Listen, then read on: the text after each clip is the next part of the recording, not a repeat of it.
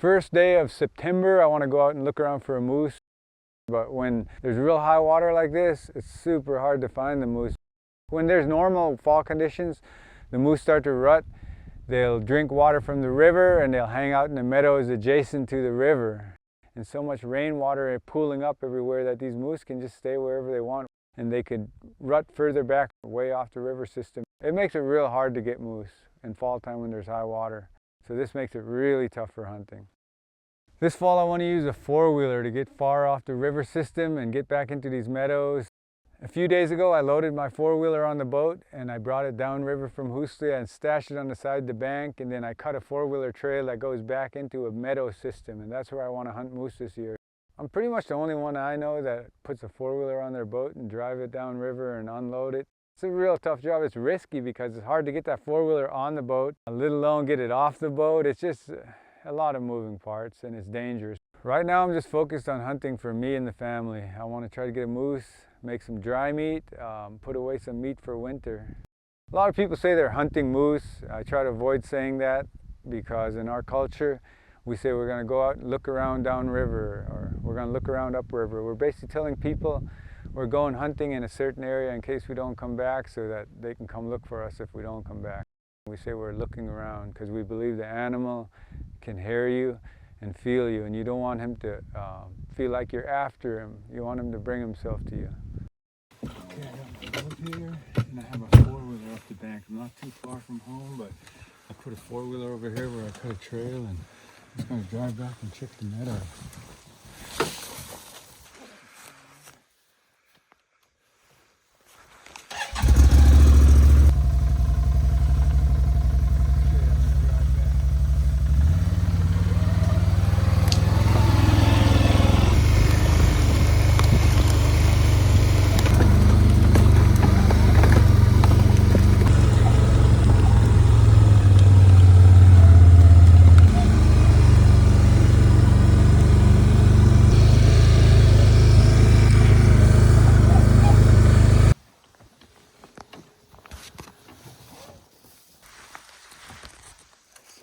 Right there in the meadow.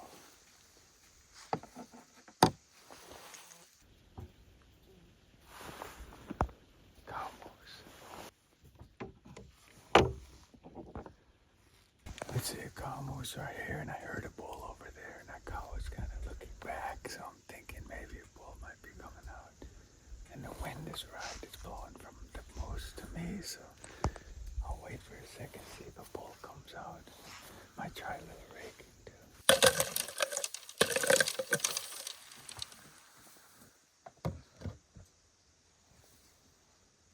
Sorry, cow call in a second. I feel good about this spot.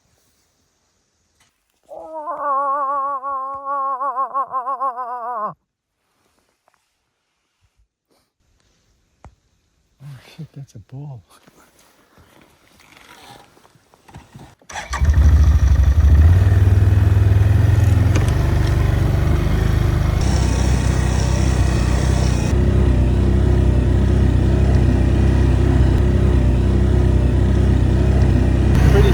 Bull, I leave it alone. They don't have enough meat on it. See a young bull. I try for it, but it's when they're real little like that, they don't have much meat, and they don't have no fat because they're growing too fast. So just leave it alone. Let it grow.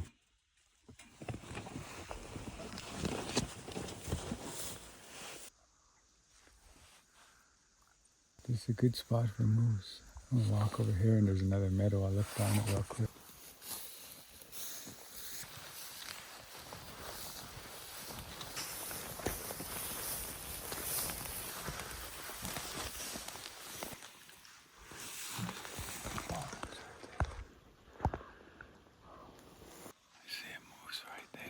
I see willows moving, so I thought maybe antlers, but maybe it's cow moose or something eating willows.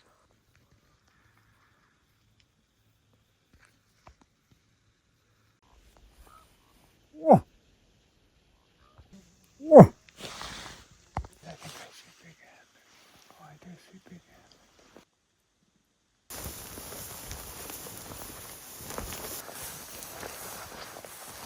There's a lot going on back here. A lot of moose. Big high water like this, it can be really tough to get moose, but if you go far enough back and you get into areas with high ground and meadows that haven't been flooded out by the river, it's cracking back here.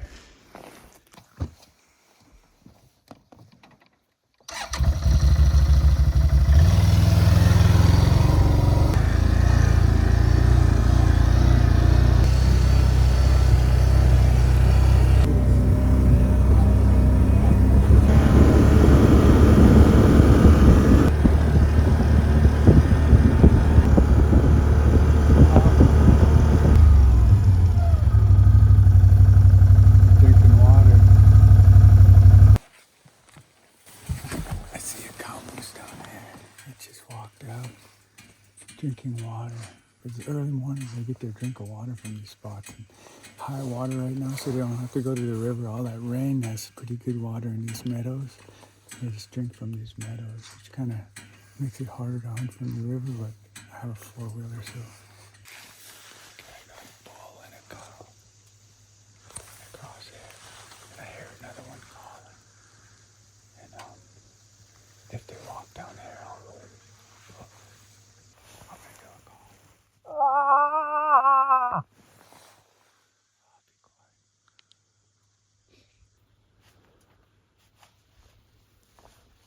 They might just walk right out.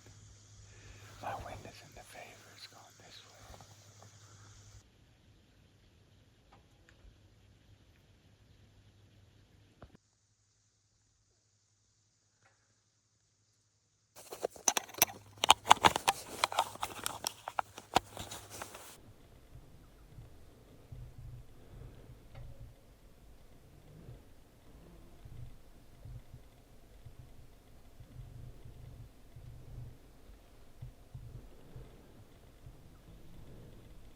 Oh! Oh!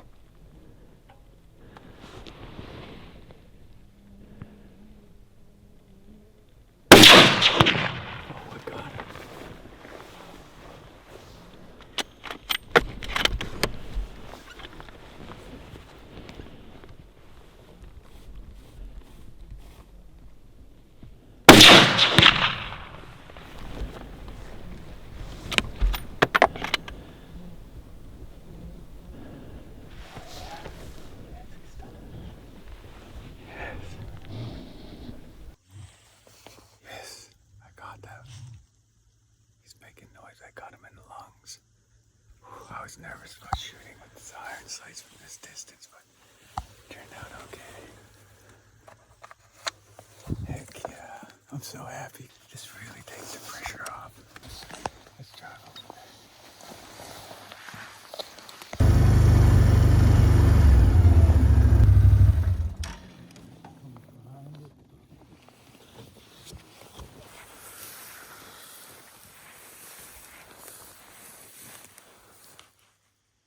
Looked like I hit it on the front quarter. I got him right here and right here. I wanted to hit him here more, but I got him down, so that's what's important. And that was kind of a long shot, like probably 150, maybe 200 yard shot, and using iron sights, peep sights. I'm pretty good with iron sights, but I got the pressure off. I got fresh meat. This is quality meat right here. Fat bull moose. I'm so happy. Anabasi Tanahuto. Thank you to the Creator for what you've given me. Okay, now the work begins. I gotta work on this moose. Big body, which is good because that means it's gonna have some fat on it.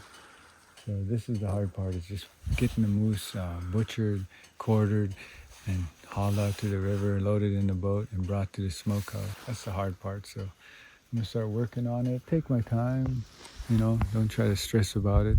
Enjoy the work. The burdens of blessings here, so I can't bitch about it. Especially when I catch an animal like this, there's an old saying, don't bitch about having to struggle with taking care of the meat and getting it home. Just do a good job. And that's how you hold your luck and have more luck in the future, is always take care of that meat real good. Don't let it get dirty. I better get to work. On my knife.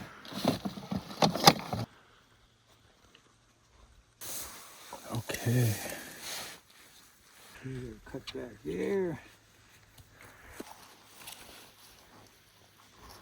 Gotta twist his head off, and you don't need an axe or saw, you know what you're doing. Just twist it like this. Smaller bullets, easier to snap it that way, and what you do is you just keep twisting it. This is gonna go right. Try to roll this moose over so that it's laying straight up like this. You get one leg here, one arm.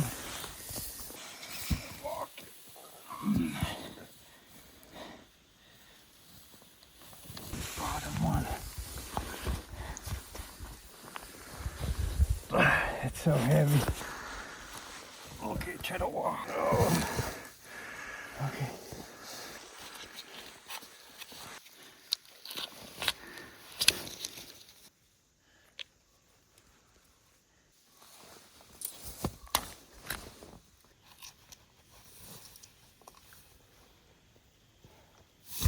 And start skinning it. Come right over the top right here. Good thing about morning time like this is you have all day to work on it. You're not racing against the nighttime. Oh, look at all that fat. That right there makes a native happy. That's what we like to see. Lots of fat. Oh, I got the bullet right here. That's where it was coming out and it stopped on the skin. Good lung shot. Let's see, let me wipe this off. You see the bullet? This is the back of the bullet right here. The front has a little opening with a casing of metal around it, so when it hits, that lid opens up. Creates more trauma as it's going through and makes a cleaner kill.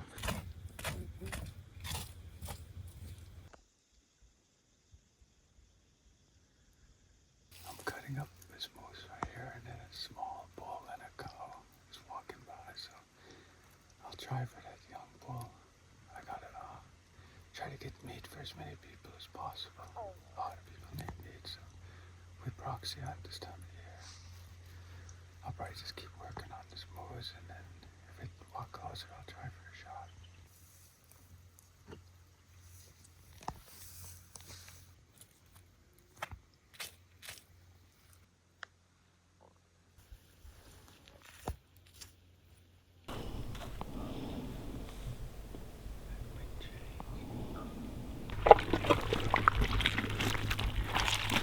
This right here is mosquito net fat. That's what we call it. It looked like mosquito net almost. This is good fat right here. And we like to see this on our moose when we catch it. I'm going to pull this heart out right here. There's the heart. Exactly what I was aiming for.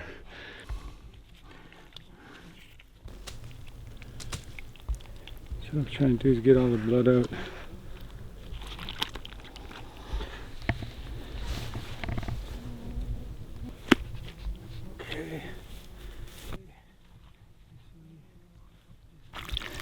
Okay, this is the big intestine, and this is good eating here. You should take it out like this, and then I'll take out whatever poop is in there, and we stuff this with meat, and it's super yummy. This is like one of the delicacies here. It's the best seasoned sausage you could ever have. What you do is you push it in right here. That's all you do. You get a dry stick so it grabs better. Now you got the other side.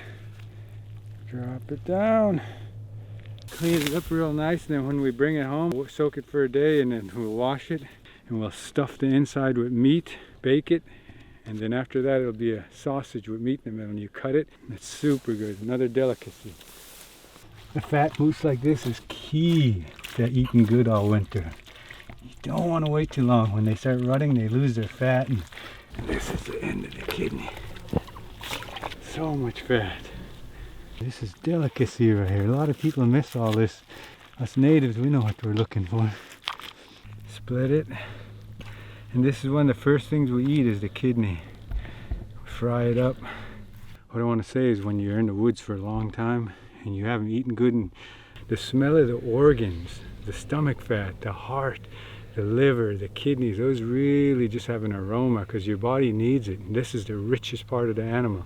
The stomach fat, the kidneys, the heart, That's the richest, number one richest part. And when you're really hungry in the woods and you smell that smell, it smells good. Liver right here.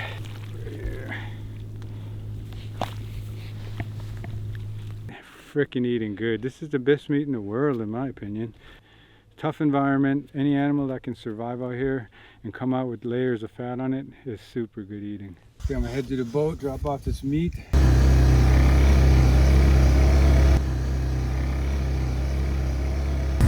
up to the boat.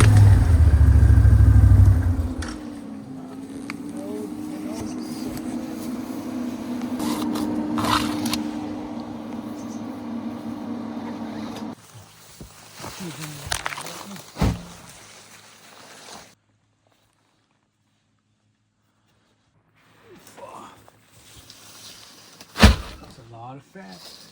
I just brought a load of meat back. I'm gonna go get some more, but it's starting to rain out, so that's not good. Man, the water is just coming up, still raising. Crazy. Before I know it, the water's gonna be all the way back there.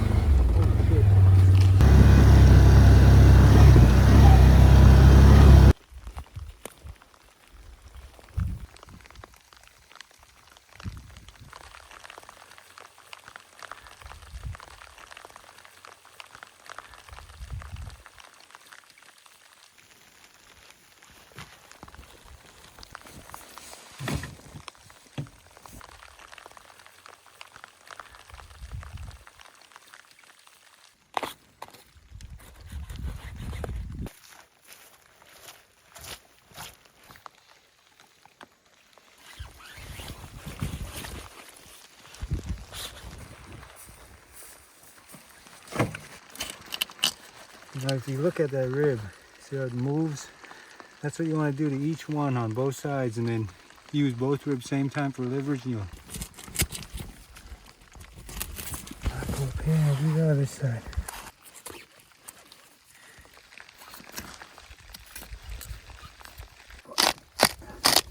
Now it's starting to come apart, and you gotta do it at the same time. Don't let one go away. See how this one's loose, this one ain't too loose. Oh, I want this one next. Now it's all covered. A lot of flavor in the joints right here. There's a lot of fat. You see all that fat right here? That's where a lot of your flavor comes from. Lots of oil come out of these knuckles, and man, good soup go a long ways when you're not feeling good or a cold day. Good hot moose soup really change your day. Just basically find a nice long trail all the way down.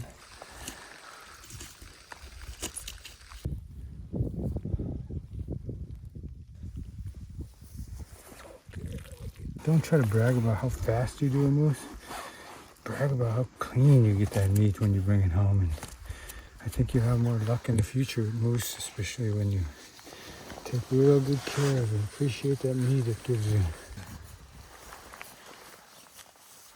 Yeah, I've done this once or twice, I'd say. There we go. Piece done.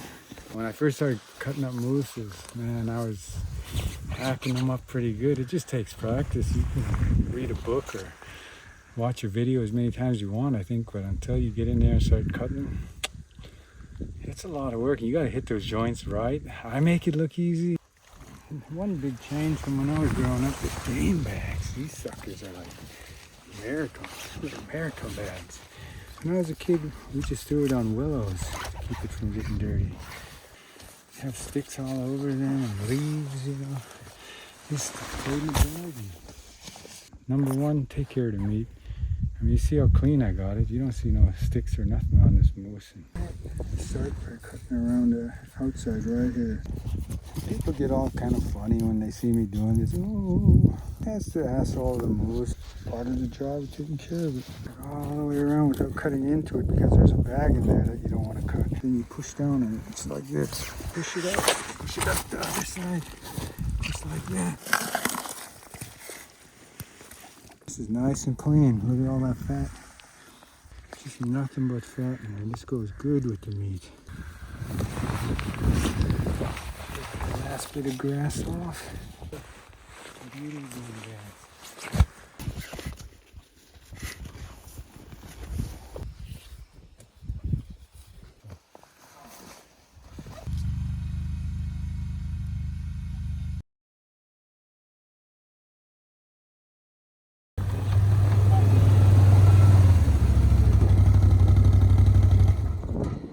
Subsistence hunting out here is we have to cut the antler to destroy the trophy value. That's what they asked of us, if we obliged by it. And then we turn it in with the harvest ticket. Officially legal now. Why are we bringing this on this for the soup? And basically just skin the head, you'll get the fat behind the eye, you get all the meat off the cheek from inside the mouth, you'll get the tongue, the meat back here, and then it just makes the best soup. And we use it for like ceremonies like potlatches. If your kid is having a birthday party, you'll have moosehead soup along with the sweet stuff for the kid, of course, but everybody eats moosehead as a celebration. It's super good. And don't knock it till you try it.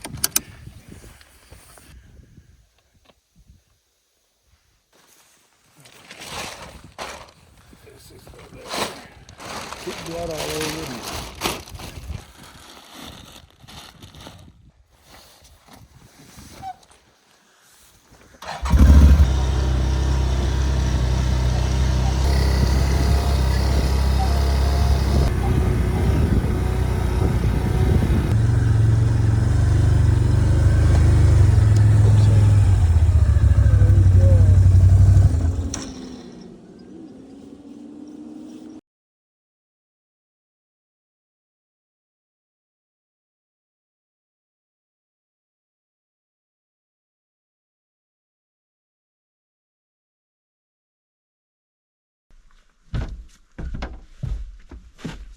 I just need to go home now. Hang it in the smokehouse. It's been a good day. Had a hard time. I've seen a lot of moose. I seen one bull the other day, and it just ran away. I seen a lot of cows. I seen calves, and then finally lucked out this morning. I was trying morning and evening. Just takes a while though. It don't happen immediately when you hunt. But altogether, it wasn't too bad considering it's raining, super high water. Got meat for the winter, now I can hunt for others, take the pressure off. Feeling good. Heading home. Oh yeah. Oh, I got a good parking spot. It's swirling like a son of a bitch. Gotta get that nose around. There we go. Oh, pull back a little bit so I don't bump. Oh, there we go. Nice and smooth.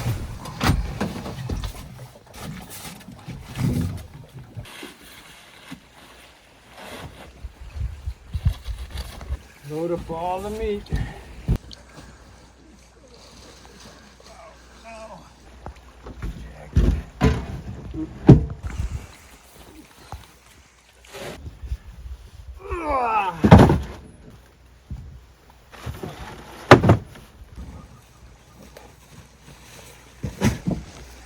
Nice clean meat.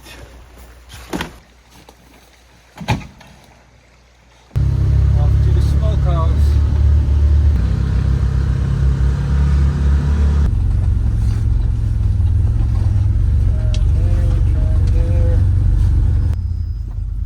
Okay, time to hang the meat. Oh, all right, put this on the ground for the tarp over.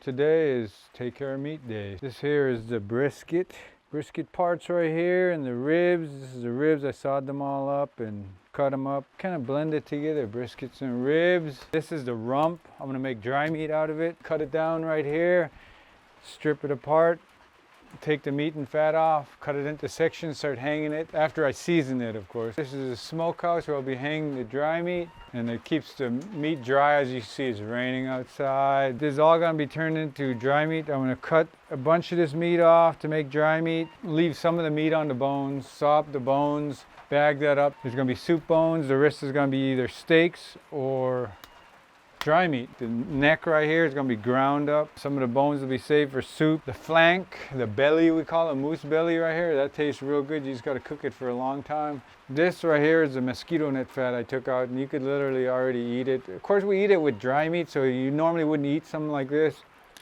by itself. It's just, you got to mix it with some meat. When you eat meat, you dip it in the restaurants and all that, or you eat it with something. This fat is what we eat our meat with. It helps to process it. This right here is the backbone. This will most likely be ground and turned into grind meat. We'll fry the heart to eat the heart. The fat from the kidneys and inside the stomach, this is going to be mixed in.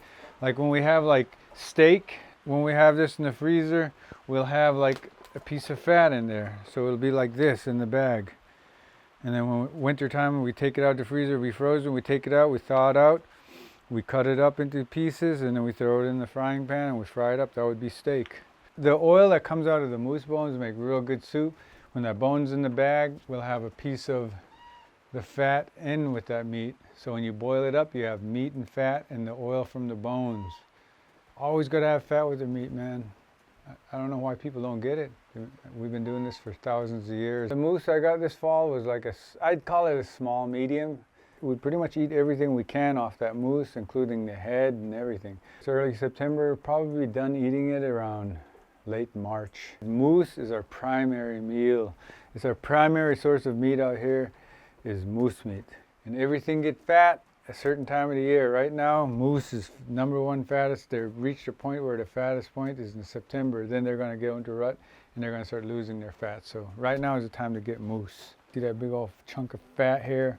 When you see this on a moose leg, you know you got it in the right time of the year when it's got some fat on the leg. We want to see a fat moose more than we want to see big antlers. I can guarantee you that. For us, it's all about the fat, the oil from the bones, the meat. All goes together. Once I get this moose hanging, me and some others start working. You know, some of the family joins in usually. It takes us about 2 to 3 days to get the whole moose put away. Dry meat hanging for another 5 days after that to get it cured.